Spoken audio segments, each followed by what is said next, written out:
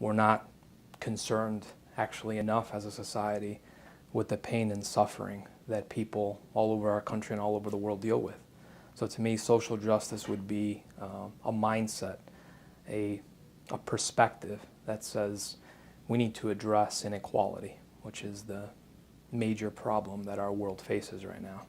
I look at Mexican immigrants and their history of political activism in the United States, and I write about the way they've often been incorporated into our economy when our economy is growing, and the way they're often deported from our country when our economy is contracting.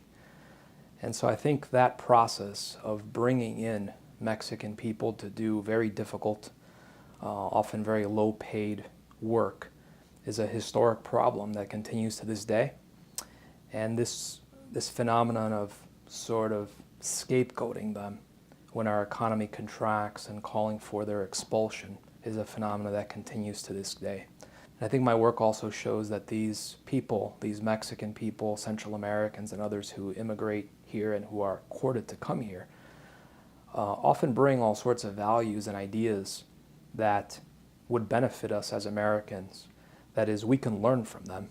And yet if we see them as just a temporary laborer that's here to provide us with labor, and then to be expelled when we don't need them, that is, if we see human beings, and these human beings in particular, as disposable people, then there isn't even a possibility, there isn't even a sense there that we can learn something from these people.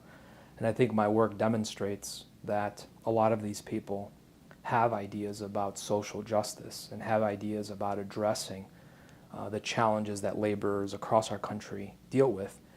And they have ideas about how to deal with those challenges, and they have ideas about how to create a more equitable society because they're in positions of exploitation, because they're in such vulnerable places that they've had to develop very creative ways of dealing with exploitation, of dealing with poverty. Many of my students have gotten involved in the immigrant rights movement here in Northeast Ohio. And that movement has been led for some time by the director of an organization called OLA, and the director's name is Veronica Dahlberg. And I've actually brought her to campus to speak on immigrant rights issues here in Northeast Ohio and in the country as a whole.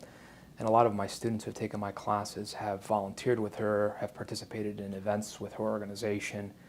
And what's great about that is they are learning about immigration on a conceptual, intellectual level in my classes, but then they're seeing what's at stake in the eyes and in the experiences of the actual immigrants who are currently being targeted by ICE, who are currently being incarcerated, and who are currently being deported. We live in these incredibly disgusting, really inhumane, unequal times.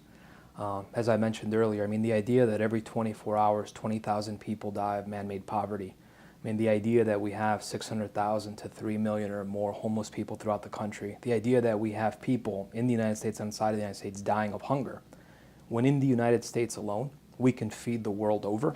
We produce something like, the last time I looked this up, we produce food for almost 10 billion people. There's some 7 billion people on the planet. I mean, the idea that we have the resources, we have the technologies. In terms of the homelessness, I mean, when you look at the numbers of vacant homes in America, we have something like anywhere, depending on who you also read, anywhere between 10 and 18 million vacant homes in America. And so we have 600,000 to maybe 3 million homeless people in America. So the question for me is, how do we have homelessness in a society with hundreds of thousands, millions of vacant homes? And that is because we have a value problem in America. I mean, we have a value issue, a value problem.